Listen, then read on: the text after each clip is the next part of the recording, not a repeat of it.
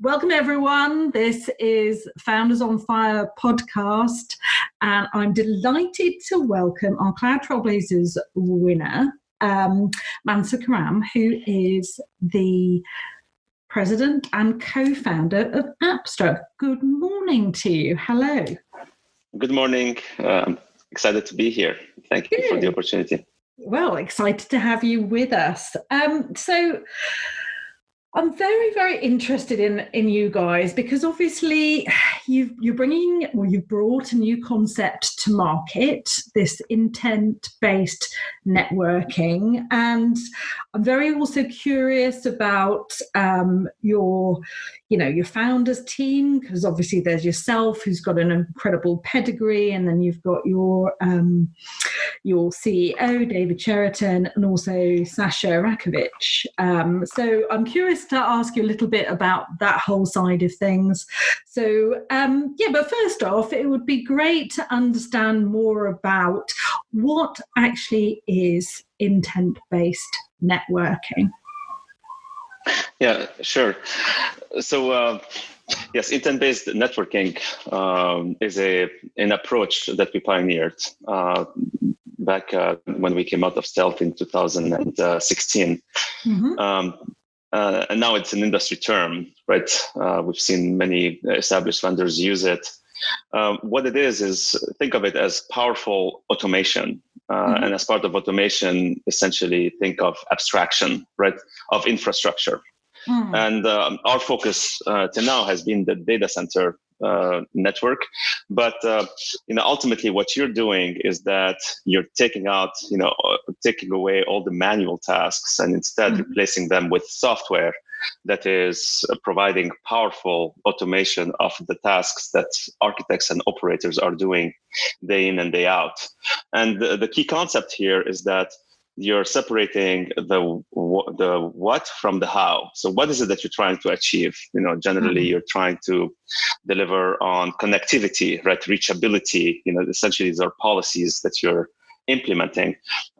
You have some goals regarding compliance and security and quality of experience. And so essentially with the way intent-based networking works is that as the operator or the architect, you're describing those types of goals, objectives, and then the software then takes care of translating those goals into implementation by configuring all of the devices or all of the systems underneath that together will then deliver on this goal.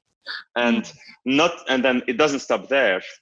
You also have to gather all the telemetry and ensure that ultimately the network is delivering on this goal. The infrastructure is delivering on this goal.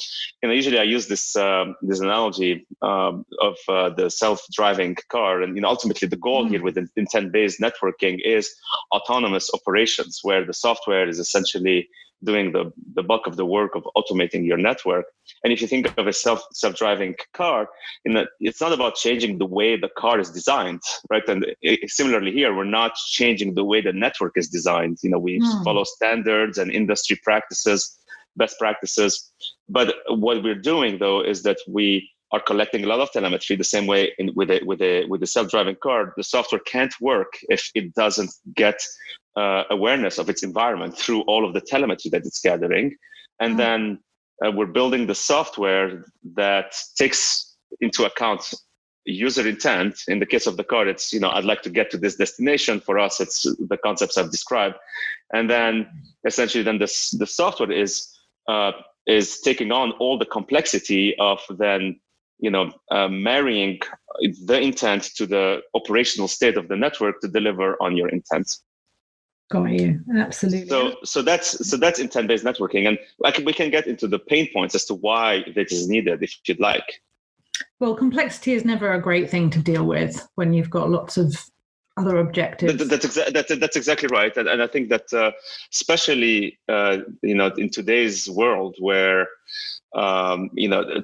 technology is paramount, right? And organizations are digitally transforming, right? Mm-hmm. The business requirements is driving a requirement for infrastructures to transform. right? Then I think what Gardner has said is that if you don't transform your infrastructure, you're 3 times more likely to fail in your digital transformation initiative. And the reasons are clear. I think that if you need it in infrastructure that is more distributed, closer to your end user, but also you need to be responding to change a lot more quickly, right? And so, sure. and so if there are new business requirements that come up every day that essentially change what we call your intent, essentially what you're trying to get out of your network. And you may want to be adding a rack or be adding a new application or new users. And every time you do this, you need to make changes to your network. And in doing so, with this new requirement, operators and architects are experiencing this painful trade-off, especially operators, right? Between, on one hand, agility, right? The ability to respond quickly to those requests, and on the other hand, reliability, right? So, you could try and make changes quickly without the proper tools or the proper software to meet your business demand. But then what you're risking is causing outages, right? And we certainly have seen many stories over the years of catastrophic outages caused by operators making changes quickly to meet those, business-driven deadlines. And so reliability becomes an issue. And of course, the primary source of failure is this human error that's, with a human attempting to make all of those changes quickly to meet those deadlines. And so that's, that's if you try and make the changes quickly. Well, the alternative then is to make changes really slowly, but then you're impacting your ability to respond to the business needs, right? It's, and today that's what we see. It's common for enterprises to take weeks, up to 6 months, 6 months in some cases, and dozens of people, right, involved to make a change because of all the procedures, approvals, tech reviews, etc. Required to ensure the level of reliability that they need. And so ultimately it leaves the operator squeezed between the business and the process, including all these manual actions and approvals. Yeah. Right. So that's one of the pain points. It's kind of like this trade-off between agility and reliability, right? The other pain point is this constrained vendor choice. In fact, we see a lot of customers or a lot of organizations that just use one vendor, right? And of course, it results in best of breed and no best of breed, and then non-competitive bidding, right? So, procurement is affected. Essentially, they can't have multiple options where they can bring costs down. And the reason organizations have had this lack of flexibility or are single vendor or have this constrained vendor choice is that it takes a lot of time and investment required for operators to get training on those multiple vendors. And so instead of making this investment, they'd rather just use, one vendor and have that expertise with that just one vendor. No. And I would say, last but not least, architects. Now, if you look at the architecture side, and these are kind of architecture pain points, there is a speed pain point. And, think of it from an architecture standpoint, the business requirement comes in, you need to build up a new data center, right? And it needs to be done by this deadline. And, it takes, though it takes a long time to manually deploy and activate an infrastructure from scratch once the business required it, which ultimately can result in business delays, right? So, and if you look at all of these problems, so we're talking about agility, we're talking about reliability, lack of options or constrained vendor choice, and then speed. Ultimately, the overall theme is that it's a people problem, right? It's a human capital problem. You want to use your human capital in the most effective way, and certainly, doing things manually is just not the right option. And so, what you need is, and current technologies essentially don't help with this trade-off between agility and speed on one side, and then reliability on the other side. And so, what we saw is this need for this powerful automation solution that covers all of day zero, day one, all the way to do plus, so that you can meet all of those requirements and address these pain points. And that's essentially what Apstra was founded to deliver. And I think, the big idea here is this realization that what you need is a tool that both architects and operators use, right? So the architects use it to automate their design and their builds of their infrastructure, and then network infrastructure, and then the operators use it to operate it, including troubleshooting, including making changes, etc. And so it's bringing these architects and these operators together in this very effective, with this very in this very kind of streamlined solution that allows them to effectively address those pain points. And then ultimately, with the smallest number of architects and operators, they can become a lot more effective at responding quickly to the business demand while maintaining these high levels of reliability. Brilliant. Thank you. That was very useful. I've certainly got a much better understanding of that now. Going away from the technology itself, looking more at the journey that you, David and Sasha, have been on as the founders of Apstra, what would you say have been some of the challenges that you've faced and hopefully overcome? Right. So we built a business from scratch, and so essentially, this startups have, I think every founder will tell you that every day you wake up, right, there are problems and challenges to solve, right? So, essentially, it requires this extraordinary effort and this, massive amount of energy by everyone, right, to get to execute essentially on the vision and translate this vision to reality. So if I were to pick one example, I'd say one challenge which I thought that for us was company defining was when we had a lot of interest from a particular company in the early days of Apstra. This was our first organization that was going to deploy in production, and they had their own deadlines, and it was our 1.1 product, right? And so it was a very early version of the software, and they had made made some requirements. They had some requirements that they wanted us to deliver on, which meant that we needed to make changes to the software. And at the time, because it was an early version of the software, we were still, in testing, and there were, quite a few bugs that we were still in the process of resolving, right? And so, when you looked at it, it was like, how are we going to get from this point where we are now to, delivering a production-ready version of the software for this customer in their environment that essentially is going to run their network, right? And it was, we had a month, right? It was 4 weeks. And to me, what was amazing is how this team came just together so tightly, and so intently to deliver on this challenge. And ultimately, it was a very stressful month, but we delivered, and the deployment was successful. I will always remember it as this beautiful company-defining moment.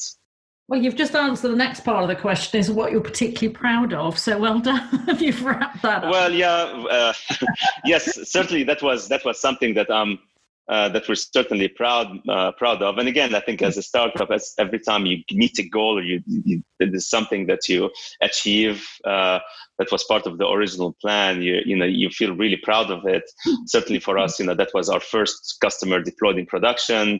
Yeah. And I think another moment was when a customer deployed beyond their initial deployment and then scaled it out to hundreds of racks. And it's a huge difference to deploy in a small environment, right? And then take it to scale, right? Then that tests the scalability of the solution. That tests and first of all, it's a validation that that what we're doing matters, right? That they saw it so much value that ultimately they're going to be scaling it to the rest of their environment. But then it gives us validation that also that it was the right thing to spend that much time on building the right architecture so that we are able to scale. And then when that deployment happened and you see that the technology is essentially able to scale, that becomes like a moment of one relief, but also a pride, right? That, wow, we are able to scale this technology and address our most demanding customer needs. Brilliant. And you talked about another thing, which was validation, and that obviously the customer validation is incredibly important. But obviously you've won our awards. That's one of the reasons we're chatting today. And I know. Well, that's another proud moment, of course, right? Winning the Tech Trailblazer Award. I mean, we did. I mean, we're excited about that, and of course, we've also won other accolades, right, in the industry. Yes, indeed. So, which is better, isn't it? That you get continuous validation from external parties, which is wonderful. So, I mean, is it something we always wonder? How important is that to an organization, particularly in those early days when you are asking people to, make miracles happen in a month, right? And sometimes there'll be low points within that. And certainly others have said that, getting something like an accolade of, like the Tech Trailblazers and others that you've had, helps lift those spirits and just gives everybody an opportunity to celebrate, that their work is being recognized beyond, obviously the customer satisfaction that they get from people. Yeah. Absolutely, there's no question. I think we see a lot of value in that, and we're always very, grateful and humbled when we get these accolades, and then we internally celebrate them. In fact, we all of the physical kind of awards we have, right, like the statues and the plaques and so on. They're all displayed, at our office when you get in. Right. And so every employee, when they get in the door, they see them, right? Every visitor, every customer sees them, right? So we certainly see a lot of value in those awards. I mean, certainly it's an honor to be recognized in the industry. And so we personally, as in Apstra, for speaking to ourselves, we've always put a priority in applying for industry awards, and we've truly valued the importance of these industry associations, right, to help us with creating this awareness and to a much broader audience. I mean, I'd say awareness is always a key goal, right, for organizations, for startups, right? At the end of the day, when you're a startup, when we're starting a company, the only people that are aware of it are the founders, right? And then for 2 years while you were stealthing through your initial development side. Yeah, exactly. And then when you're out, I think it's always a challenge to go out and create awareness. We need the type of customers that have those pain points to essentially to know that Apstra addresses those pain points, and I think that industry awards are a great way to create this awareness to this much larger audience. And it's also industry validation, right, from a third party group of judges, right? So it's not us saying it. It's experts in the field, third party neutral experts that are giving us those awards. And so it's super helpful, again, especially at an early stage. It gives us the credibility, the further credibility in the broader market amongst our customers, our partners, and also from a recruiting standpoint, for an organized startup such as Apstra, having the right people and the right talent is always critical, and it helps there as well. Yeah, definitely. So kind of to wrap up, obviously we're facing incredibly difficult times at the moment, all personally and also professionally. And from a startup's perspective, obviously, that's no different, although I'm sure there are additional challenges. But generally speaking, what advice are you giving to sort of your counterparts in other startups? What would you say to them about, ensuring that you continue to build on the success you've made so far? Yeah, no, absolutely. This is a great question, and we've having been in industry for a long time, we have, as the founders, a lot of experience with downturns, right?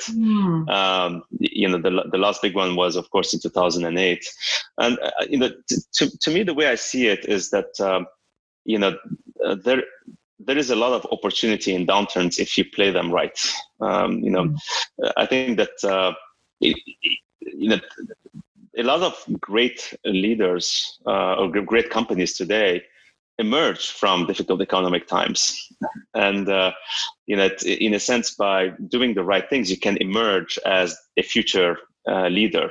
And so I think that, to achieve that, I think the first, I'd say the first thing is, and that's not going to be surprising, but it's really a focus on execution, right? It's, the way I like to describe it is turn off the TV, right? And, now it's not maybe the TV, but social media or whatever your news sources are, and just essentially focus on delivering, right?